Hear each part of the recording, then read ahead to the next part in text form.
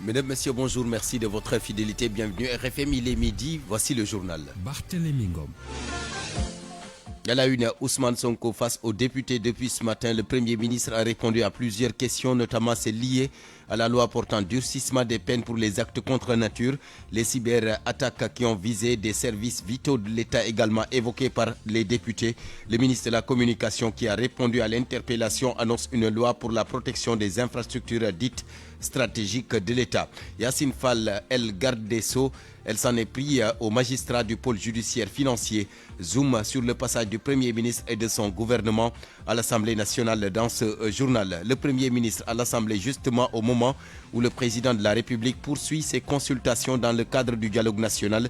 Bassirou Diomaye Faye reçoit ce matin 3 anciens ministres des Finances et du Budget. L'après-midi, ce sera au tour des anciens ministres de l'Intérieur également au nombre de 3. Idrissa Seck récidive. L'ancien Premier ministre a encore décliné l'invitation du président de la République dans le cadre du dialogue national comme il l'avait fait lors de la fête de l'indépendance organisée à Thiès dans son fief. Entreprise de distance stratégique et préparation à la prochaine élection présidentielle. Des analystes politiques décryptent la posture du président du parti Rewmi. En politique, présidence du parti PASTEF, Ousmane Sonko, seul candidat retenu. Les 6 autres candidats qui ont voulu défier, ont vu leur dossier de candidature rejeté pour plusieurs motifs. Ils ont jusqu'à 17h aujourd'hui pour faire un recours. L'insécurité en cette veille de Tabaski, recrudescence des cas de vol de moutons dans plusieurs localités du monde rural, inquiétude, alerte et interpellation aux autorités. Le point dans ce journal. À suivre les actualités internationales, le sport et la revue de la presse, le journal consacré aux préparatifs de la Tabaski. Retrouvez Nafissatou Sila après cette session d'information.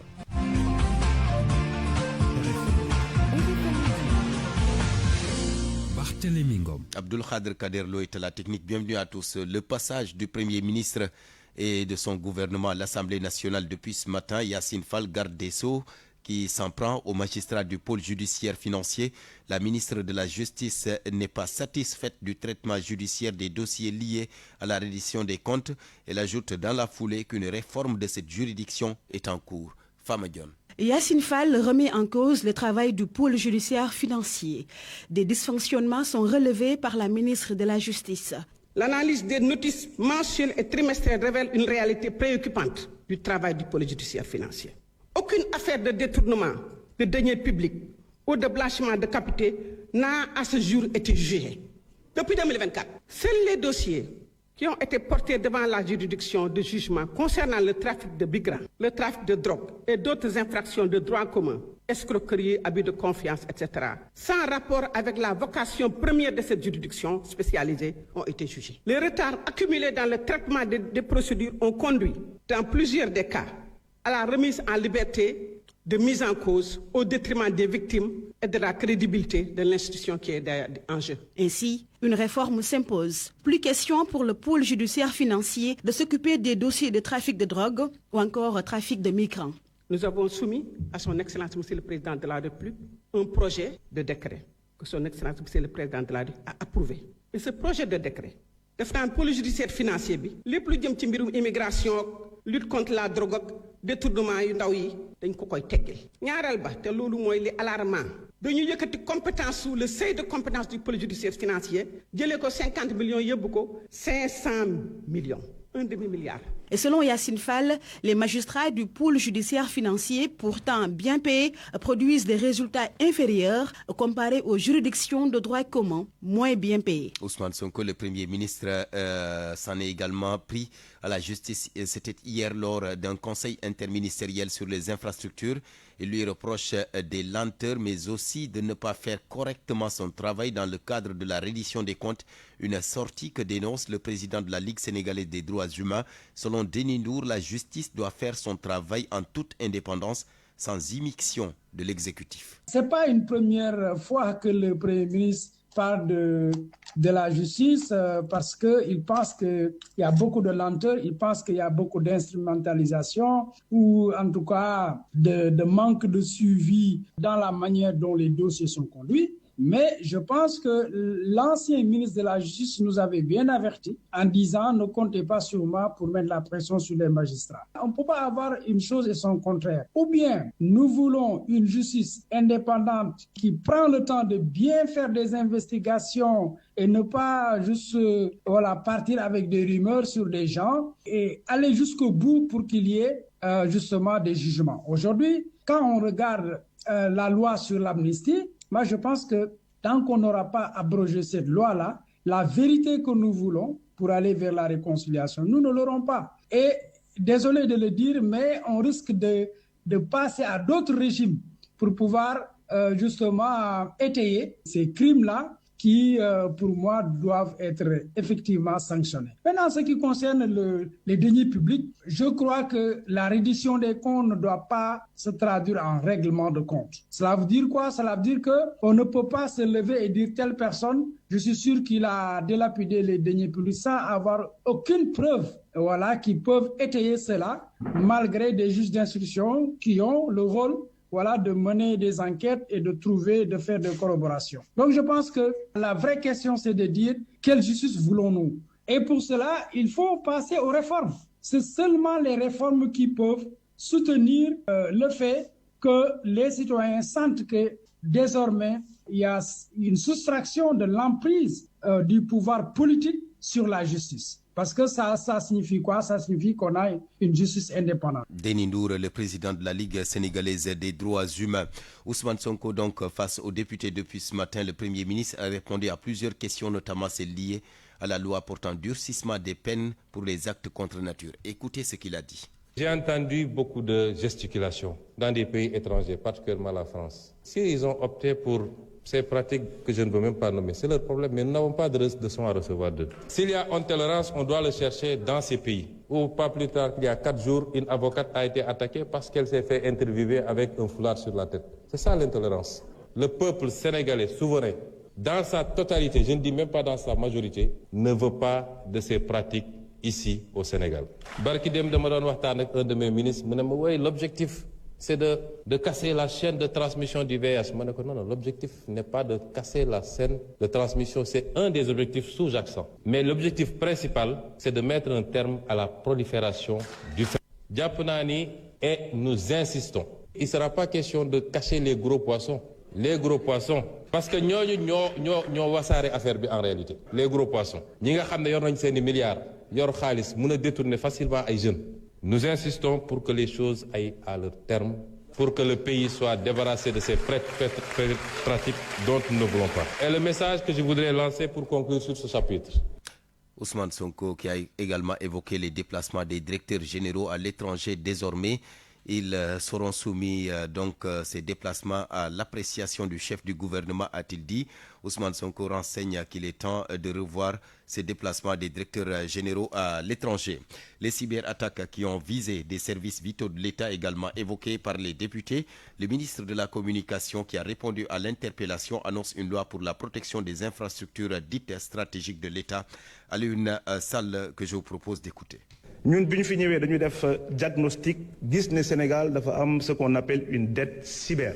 Quand nous sommes arrivés à la tête du pays, nous avons d'abord procédé à un diagnostic approfondi de la situation. Et ce diagnostic a révélé une dette cyber extrêmement critique dans plusieurs secteurs stratégiques du pays, notamment l'hydrologique, l'énergie et les mines. Face à cette situation, le gouvernement, sous l'égide du Premier ministre, a décidé de prendre de nouvelles initiatives pour moderniser ces secteurs. Car aujourd'hui, aucun développement n'est possible sans l'informatique et sans une politique efficace de cybersécurité. Dès notre arrivée, nous avons voulu régler en priorité le cadre légal et réglementaire. C'est dans ce sens que le président nous a instruit d'adopter lors du prochain Conseil des ministres le projet de loi sur la protection des infrastructures critiques du Sénégal. Le texte est déjà prêt et il sera présenté à l'Assemblée nationale dans les prochains jours. Ensuite, il nous faudra mettre en place un véritable plan Marshall décennal pour la cybersécurité. Parce qu'un pays qui veut l'autonomie doit aussi se donner les moyens de protéger ses infrastructures, même si cela demande de gros moyens financiers. Le Premier ministre Ousmane Sonko donc et son gouvernement à l'Assemblée nationale depuis ce matin, au moment où le président de la République poursuit ses consultations dans le cadre du dialogue national.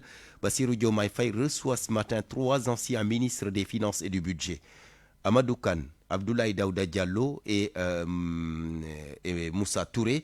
Dans l'après-midi également, ce sera au tour des anciens ministres de l'Intérieur et de la Sécurité publique, André Sonko, Ousmane Ngom ou encore Cheikh Tidiane Sy, d'être reçus par le chef de l'État au palais de la République. Idrissa Seck, à présent, qui récidive, le Premier ministre et l'ancien Premier ministre donc a encore décliné l'invitation du président de la République dans le cadre du dialogue national, comme il l'avait d'ailleurs fait, c'était lors du défilé du 4 avril à Thiès, son fief, le fief d'Idrissa Seck donc, entreprise de distance stratégique et préparation pour la présidentielle de 2029. Des analystes politiques décryptent cette posture du président du parti Rewmi, Oumou Kalsoumli. L'enseignant-chercheur et analyste politique Malaw Kanté interprète l'attitude de l'ancien Premier ministre Idrissa Seck de plusieurs manières. Selon lui, le dialogue national reste une mauvaise expérience pour ce dernier, ce qui le pousse à se démarquer de certaines décisions. D'abord, c'est un homme politique encore actif et, à mon avis, également... il cherche bien entendu à se positionner, mais surtout, c'est parce que aussi c'est quelqu'un qui a une vision politique contraire à celle du régime actuel. C'est un homme d'expérience, donc c'est quelqu'un qui a l'habitude effectivement des dialogues, et tout le monde sait aussi qu'il a eu une mauvaise expérience avec des histoires de dialogue. Et par rapport à ce régime actuel, on se rappelle également qu'il s'était entretenu avec le Premier ministre Idrissa Seck. Donc tout le monde sait par la suite comment cette histoire s'est terminée. Le Premier ministre lui-même est sorti justement pour quelque part le dénigrer et exposer effectivement tout ce qui se sont dit. Donc je pense que pour toutes ces raisons, Idrissa Seck est devenu actuellement un homme méfiant. Pour Thierno Diop, journaliste et analyste politique, Idrissa Seck est un habitué des faits. Sa radicalisation serait, selon lui, une manière de se préparer pour les échéances de 2029. Et donc il opte pour une ligne de stricte radicalité en perspective de la prochaine élection présidentielle. Bon, parce qu'il faut intégrer, ça c'est naturel, la candidature d'Idrissa Seck. Il doit normalement avoir un autre tour de piste à l'horizon 2029. Ça, je crois que c'est la coule de source que Idrissa Seck est naturellement candidat à la présidentielle de 2029. Et comme je vous ai dit donc tantôt, peut-être qu'il se dit qu'il ne veut plus être perçu comme quelqu'un qui est prêt à faire des compromissions, des négociations quelconques qui vont peut-être négativement déteindre sur son image. L'ancien Premier ministre Idrissa Seck a décliné à 2 reprises l'invitation du chef de l'État Bassirou Diomaye Faye, une première fois pour la fête de l'indépendance et cette fois-ci pour le dialogue national. Pour nos 2 analystes, cette posture de neutralité de l'ancien Premier ministre serait une façon de reculer pour mieux sauter. Oumou Kalsoumli, la candidature d'Ousmane Sonko est la seule retenue pour l'élection du président du parti PASTEF. 6 autres personnes ont vu leur dossier de candidature invalidé pour des motifs différents, mais ces recalés ont jusqu'à 17h aujourd'hui donc pour faire un recours devant la haute autorité de régulation du parti qui supervise les opérations. Il est midi passé de 14 minutes. RFM, fréquente modulation 94.0, la radio en puissance. RFM midi. Et nous ouvrons le chapitre de l'insécurité 1 an après la mort de Mamadou Samba Diallo, l'infirmier chef de poste de Arafat dans le département de Koungheul, tué la veille de la Tabaski, c'était l'année dernière. Vous vous en souvenez peut-être, par des malfaiteurs qui avaient débarqué chez lui pour emporter ses moutons. Aujourd'hui, en cette veille de Tabaski, donc c'est la psychose chez les agents de santé de Kaffrine. Ils réclament plus de sécurité et demandent à l'État de prendre en charge les enfants du défunt ICP. Abdul Aziz Assila, leur porte-parole avec Ndeye Awabey. Nous prions pour que le bon Dieu leur accorde sa miséricorde et que les prières qu'on a eu à faire depuis ce matin soient exaucées. Nous lançons un appel à l'État du Sénégal sur les recommandations qu'on avait données lorsque Mamadou Samba Diallo, qui était infirmier chef de poste, une personne engagée, un leader qui était parmi nous et qui faisait un travail extraordinaire, a été assassiné au niveau de son poste de santé. On avait demandé à l'État de mettre sur place un mécanisme de sécurisation au niveau des postes de santé, soit par un système de surveillance ou par recrutement d'un personnel qualifié à la matière qui seront affectés au niveau de ces différentes structures. L'autre recommandation, c'était de prendre en charge les enfants de ces disparus pour qu'au moins ces enfants n'auront pas de problèmes au niveau de leur scolarité ou bien au niveau social. Nous remercions et nous félicitons nos forces de sécurité et de défense qui n'ont ménagé aucun effort pour que ces malfaiteurs soient arrêtés. Maintenant, nos attentes vont au-delà de cela. Nous, ce qu'on attend d'eux, c'est que ces malfaiteurs soient punis à hauteur de leurs actes et conformément à la loi. Cri du cœur également du côté de Keur Saloum Diané. Les habitants de cette commune située dans le département de Foundiougne alertent et interpellent les autorités sur la recrudescence de l'insécurité dans la zone. Plusieurs cas de vol de moutons enregistrés ces derniers jours. En début de semaine, un grand magasin de la commune a été d'ailleurs cambriolé. Aminata Goudiaby nous fait parvenir leur cri de détresse ou le cri de détresse de ces populations de Keur Saloum Diané. Depuis ces dernières semaines, les éleveurs de Keur Saloum Diané peinent à dormir tranquillement. Chaque jour, ils enregistrent au moins une bête volée parmi leur bétail. Et les malfaiteurs ciblent les béliers prévus par les chefs de famille pour la Tabaski. Ousmane Thiam est victime. La population de la commune de Keur Saloum Diané est confrontée par le vol fréquent du bétail, surtout sur les petits ruminants. Les voleurs volent les moutons de maison en maison parce qu'il y a une semaine, au moins environ plus de 10 moutons ont été volés dans le village et plus d'une trentaine dans la commune, c'est-à-dire au village environnant. Les habitants constatent avec impuissance une recrudescence du vol de bétail. Les éleveurs redoublent de vigilance. Laïn Diagne, membre de l'association des éleveurs de la commune. Ces agissements des malfaiteurs ont démarré bien avant les préparatifs de la Tabaski. Moi, pour protéger mon bétail, j'ai changé l'emplacement de l'enclos. J'ai aménagé un espace sur la terrasse. Et c'est là-bas que je garde désormais mes moutons. L'insécurité monte d'un cran. La boutique d'un grand commerçant de la localité est cambriolée et saccagée il y a 2 jours.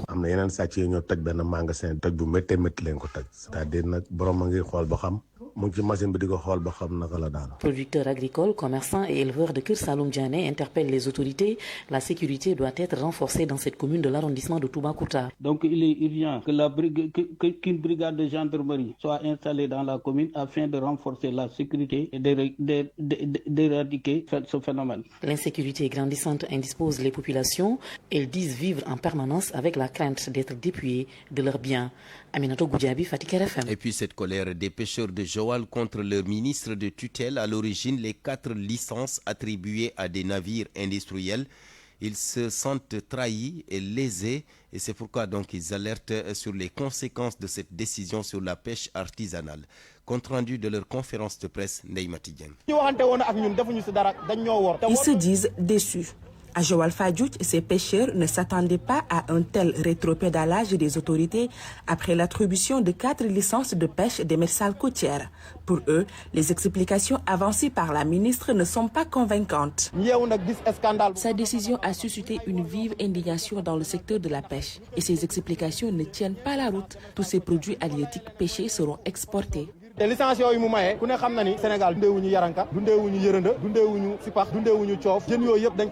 Ibrahima Kane, trésorier général de UNAPAS, affirme porter la voix de ses camarades. Selon lui, les acteurs du secteur comptent contester cette décision prise par Fatou Diouf. Nous sommes contre et nous n'allons jamais nous conformer à cette décision. La ministre favorise la pêche industrielle et à travers cette action, elle l'assume ouvertement. Très remontés, ces pêcheurs estiment que les priorités sont ailleurs et appellent à une forte mobilisation de l'ensemble des acteurs du secteur. Le secteur de la pêche souffre. Les pêcheurs vivent d'énormes difficultés actuellement. Nous sommes poursuivis en justice par les banques. Certains même préfèrent tout bonnement prendre les pirogues et aller aux îles Canaries. Nous nous attendions à un audit sérieux du secteur, chose qui n'est pas faite.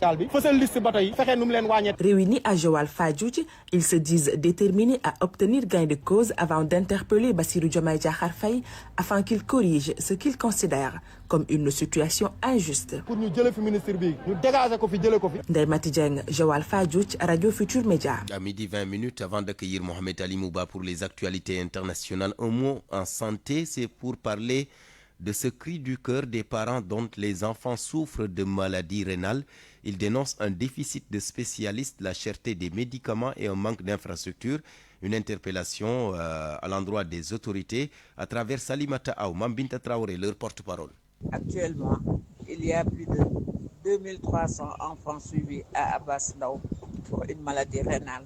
La pathologie la plus rencontrée est le syndrome néphrotique. Les autres pathologies sont les malformations des reins ou des voies urinaires, des maladies rénales aiguës et orphelines. Malheureusement, il n'y a que 2 professeurs néphrologues pédiatres. Tout le Sénégal, qui sont à Dakar, est basé à Abass Ndao. Ils gèrent tous les enfants atteints de maladies rénales, soit le manque de néphrologues pédiatres pour plus de 7 millions d'enfants. Vous imaginez. Ils gèrent même les enfants qui viennent de la sous-région. Donc, un bilan et traitement des maladies rénales sont très coûteux. Et les familles font face à de nombreux problèmes sociaux, divorce, abandon, déscolarisation, perte de travail pour les parents. Il n'y a pas d'unité de dialyse spécifique enfants dans tout le Sénégal, alors que chaque région, il y a au moins un centre de dialyse pour adultes. Au moins 500 enfants ayant une maladie rénale, soit une insuffisance rénale aiguë ou chronique, et peut à un moment donné avoir besoin de dialyse. Il faudrait rendre effective la transplantation rénale pédiatrique qui est gage d'une meilleure survie pour les enfants ayant une maladie rénale chronique. Malheureusement, les enfants sont oubliés dans la prise en charge de la maladie rénale au Sénégal. Et c'est un constat amer qu'il faut corriger le plus rapidement possible. RFM. L'actualité internationale. Bienvenue Mohamed Ali Mouba.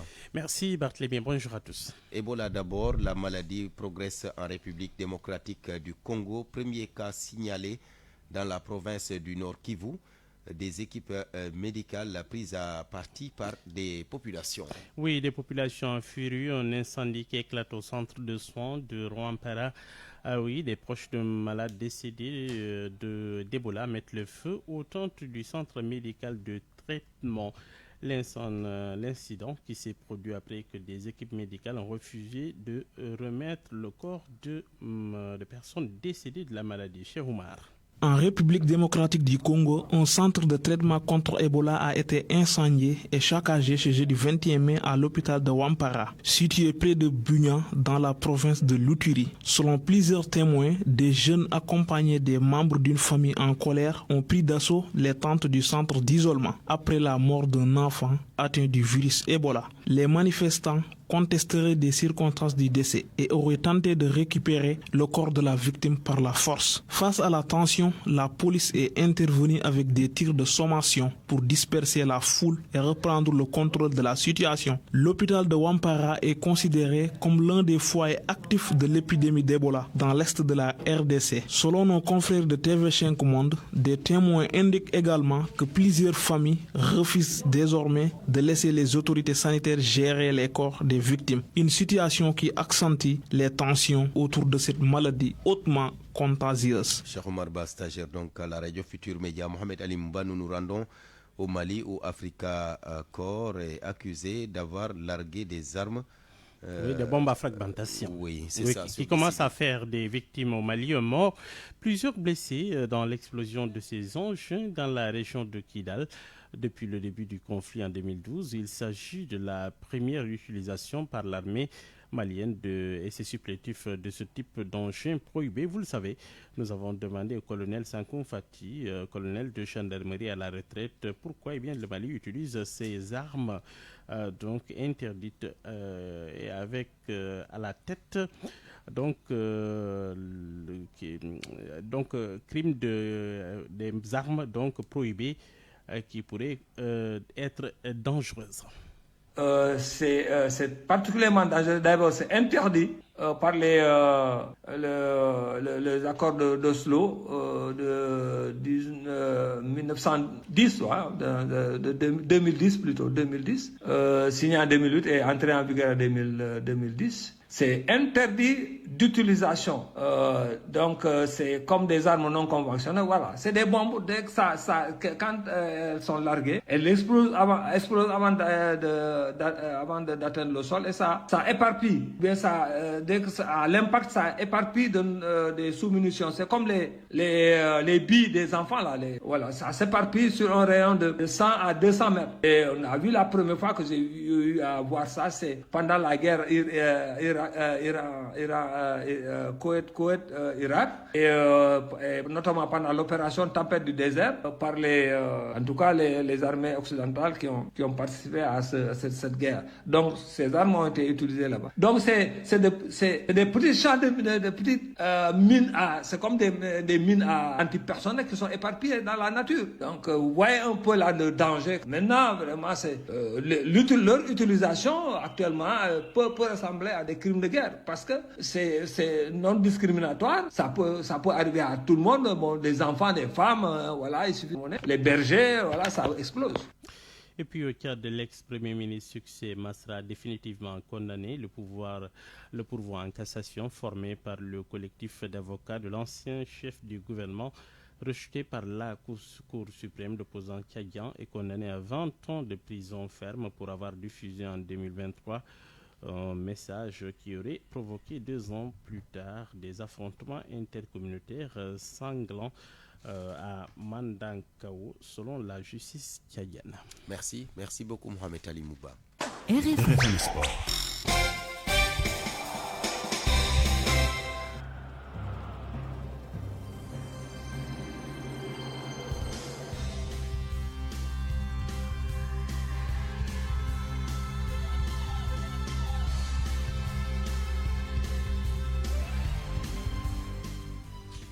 Le sport avec Malal Diagne Junior. Bonjour Malal. Bonjour Barthélémy. Du football, la Ligue 1, le titre se joue cet après-midi. Avec 2 rencontres à surveiller de très près. AGEL de Rufisque qui est 2e au classement, qui reçoit la Linguère de Saint-Louis. Obligatoirement, les rouges et blancs de Teungueth vont vouloir gagner pour essayer de refaire le retard sur le leader Teungueth FC.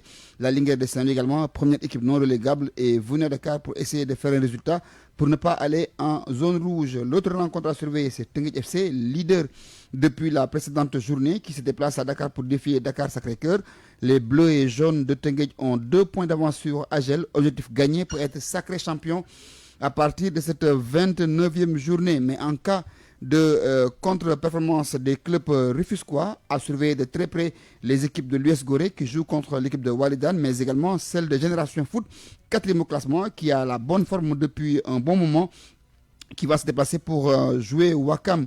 Ce sera à Dakar. À noter également son accord face à l'équipe des HLM.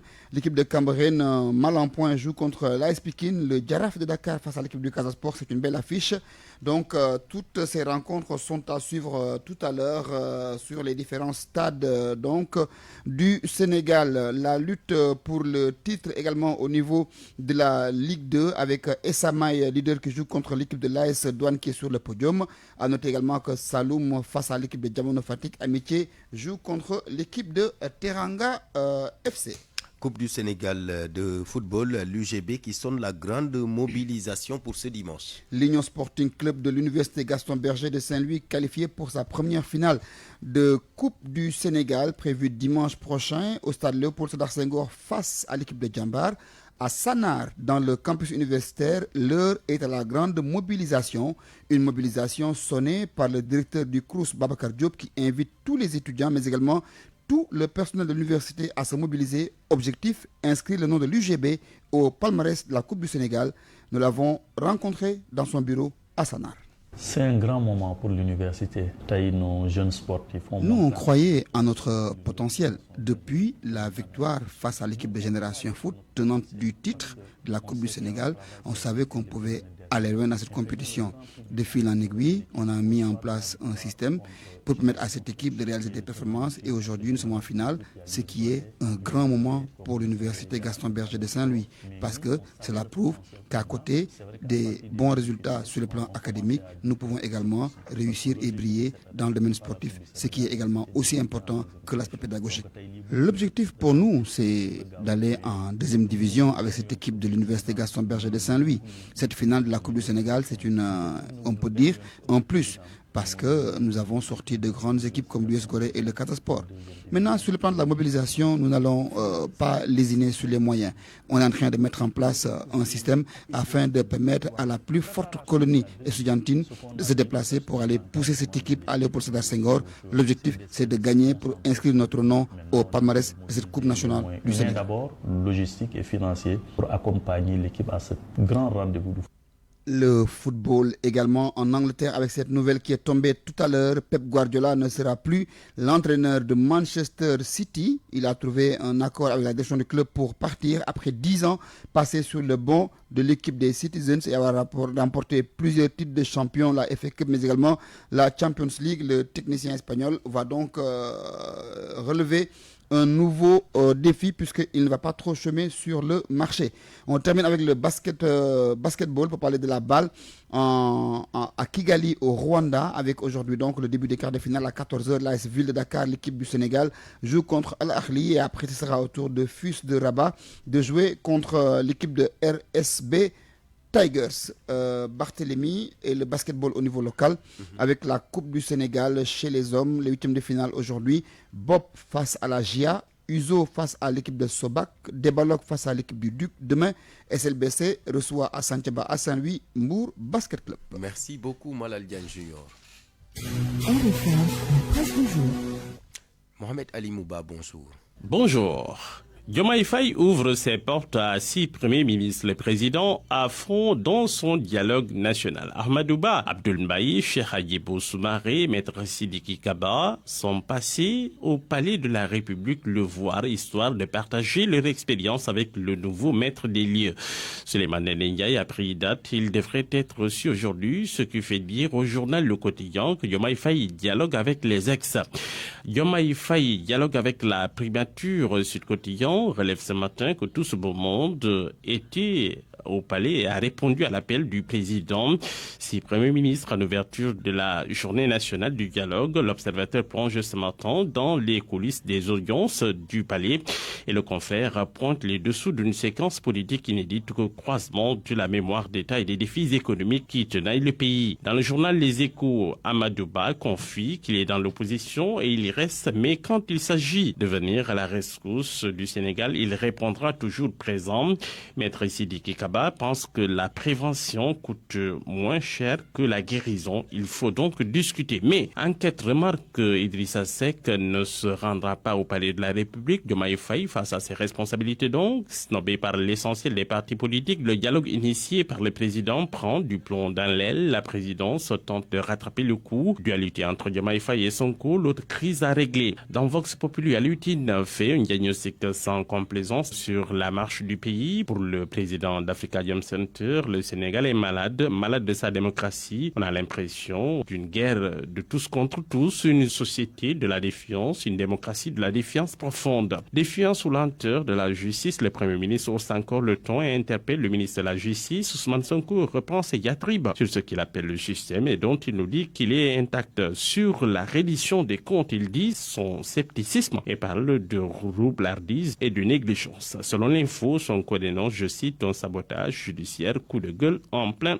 conseil interministériel. Ce dossier de Walfatri sur la tontine devenue une banque sans garantie, épargne, risque, vecteur de liens sociaux. Le journal revient sur une histoire juridique et de données économiques. Le quotidien lui fait focus sur la colère de ces bonhommes, de la circulation, arriérés de salaire, problème de contrat. La case de Birama brûle et le journal rapporte que les centrales centrale syndicale déterre la hache de guerre, réchauffement du front syndical en vue, grève générale le 25 juin pour dire non à la galère des travailleurs. À la une du journal Libération, les dossiers des présumés homosexuels, association de malfaiteurs, actes contre nature, transmission volontaire du VIH, mise en danger de la vie d'autrui, une nouvelle filière encerclée à Saint-Louis.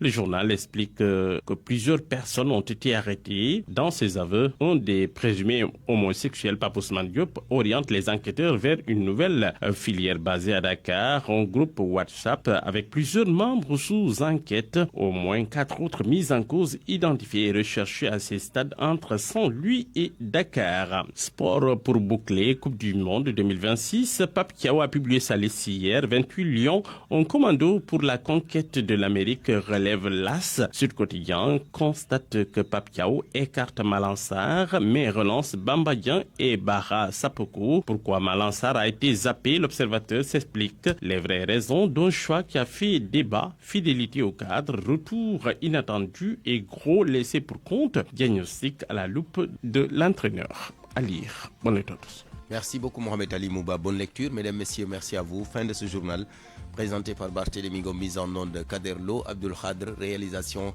Eladji Ndiogou Diène, chef d'édition Mama Soukan, Eladji Ndiogou qui sera là donc tout à l'heure à 13h pour la version Wolof de ce journal. Retrouvez tout de suite les informations liées aux préparatifs de la Tabaski, le journal réservé donc à la Tabaski, une présentation de Nafissa Toussila.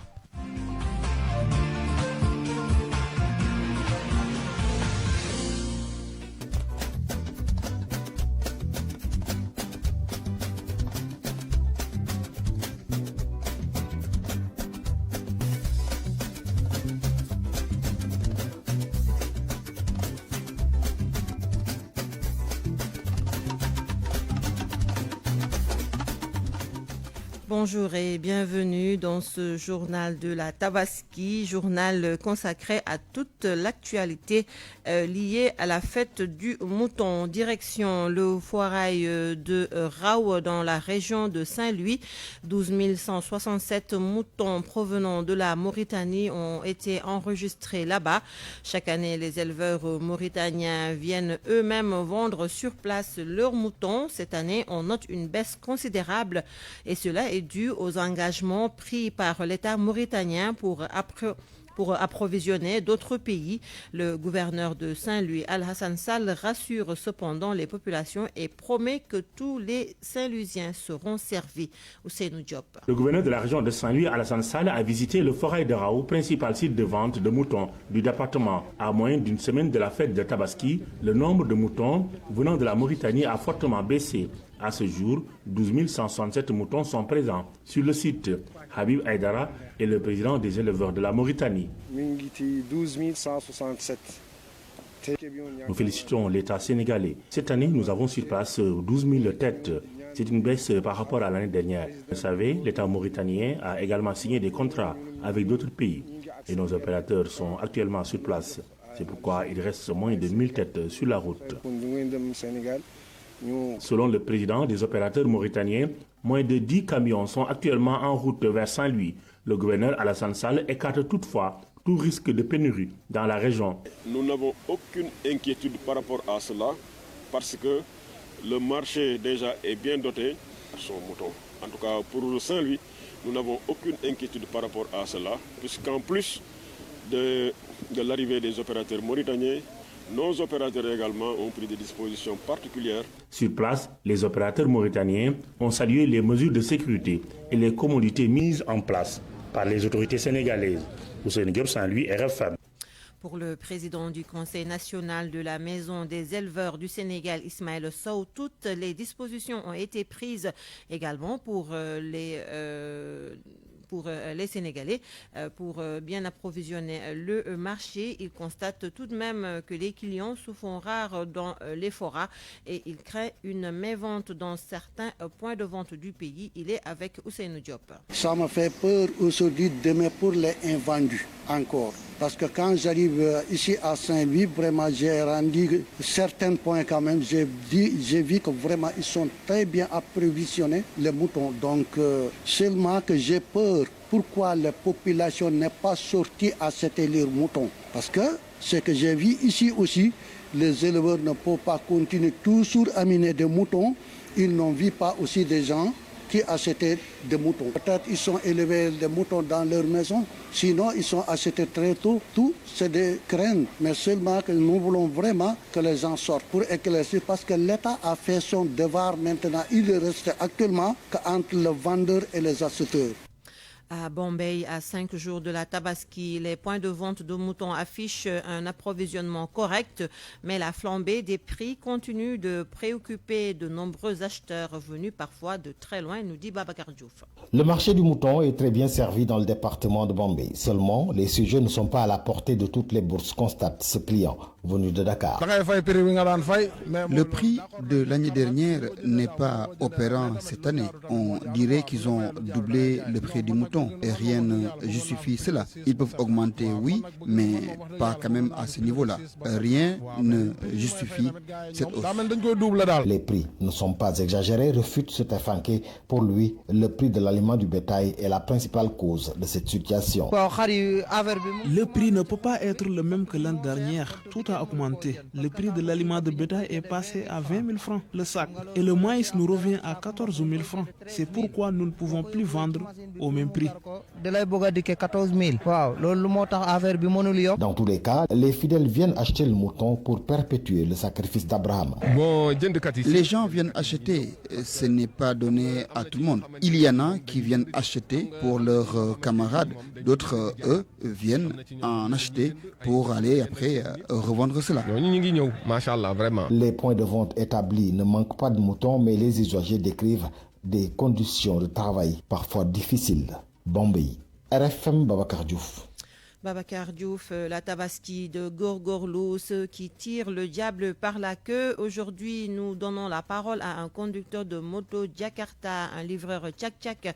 Il s'appelle Lansana Timera. De Tabaski 2026, ce ne sera pas du tout facile pour lui. Il s'est confié à notre reporter Cheikh Omarba. Vraiment, la situation actuelle est très compliquée pour nous, les conducteurs de moto tchak-tchak. Aujourd'hui, l'argent ne circule plus comme avant. Personnellement, je n'ai encore acheté ni mouton ni habits pour la Tabaski parce que tout est devenu trop cher. Les prix ont énormément augmenté. Acheter un mouton à 180 000 ou même 200 000 francs, ce n'est pas à la portée de tout le monde. Mais malgré les difficultés, nous allons patienter et garder espoir. Le plus important pour moi, c'est de soulager les enfants et leur acheter quelque chose. Acheter un mouton cette année, honnêtement, c'est presque impossible pour beaucoup d'entre nous. Élan de solidarité en cette veille de Tabaski à Tivaouane, le maire Demba Diopsi, comme chaque année, de concert avec Serigne Abibsi, Ibn Serigne Mansoursi, Borom Daradi, habille les talibés issus des écoles coraniques de la cité religieuse. Un geste hautement salué par les maîtres coraniques et les populations de Tivaouane. Reportage chez Ranta Diop. Ces bouts de bois de Dieu, tous joyeux, déclament les poèmes de Seydi El Hadji Malick Sy.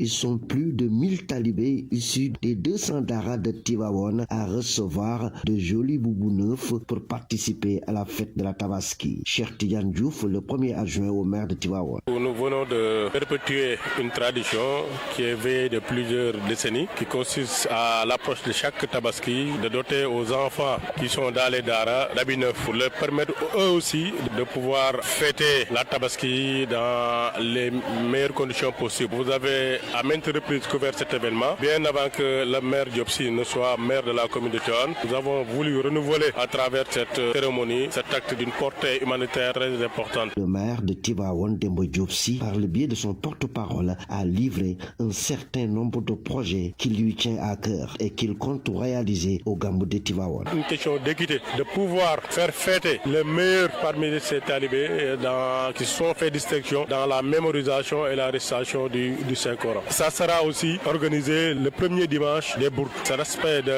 du Coran dans l'organisation, dans les activités globales du Gamou. Le maire de Tivaouane a mis la barre très haut. Il a remis des tissus bazin, Jasner au Serigne Dara et Ndeye Dara de Tivaouane. Serigne Abibsi et nous Serigne Mansour Si Borom Dara Ji, tout heureux, a fait le déplacement pour communier avec les élèves des écoles coraniques de la cité religieuse. RFM Thiès, Cheikh Ante Diop. La grande récompense divine liée à l'immolation d'une bête de sacrifice, on en parle dans ce journal avec l'imam Hassan Sek, spécialiste du droit islamique, écrivain, traducteur et directeur du Centre de l'initiative intellectuelle pour la traduction et la sensibilisation islamique. Pour nous montrer la grande récompense divine liée à l'immolation d'une bête de sacrifice. Le prophète Mohammed alayhi salatu wa salam nous avait dit dans un hadith, le jour de la fête du sacrifice, l'être humain ne peut accomplir un acte aimé, agréé et chéri par Allah plus que le fait d'immoler une bête de sacrifice. Cette bête viendra le jour du jugement dernier avec ses cornes, ses sabots et ses poils. Le sang de cette bête atteindra une place très haute auprès d'Allah avant qu'il ne touche le sol. Réjouissez-vous-en. Cela montre l'aspect hautement cultuel de cet acte, ce qui exige de formuler l'intention d'agréer et de se rapprocher d'Allah subhanahu wa ta'ala en l'accomplissant, qu'Allah subhanahu wa ta'ala nous y aide et accepte de nous. Amin, ya Rabbal Alamin. Amin, imam. Et c'est ce qui met fin à ce journal de la Tabaski. Merci de l'avoir suivi. Merci à toute la rédaction, à Mama Stoukan pour la coordination. Merci à l'équipe technique. Abdou Khadre Lo était à la mise en onde et Abdou Thiam a assuré la production. Dans quelques instants, le journal en Wolof. Ce sera avec El Haj Ndjogoudienne. Bonne suite des programmes sur la RFM.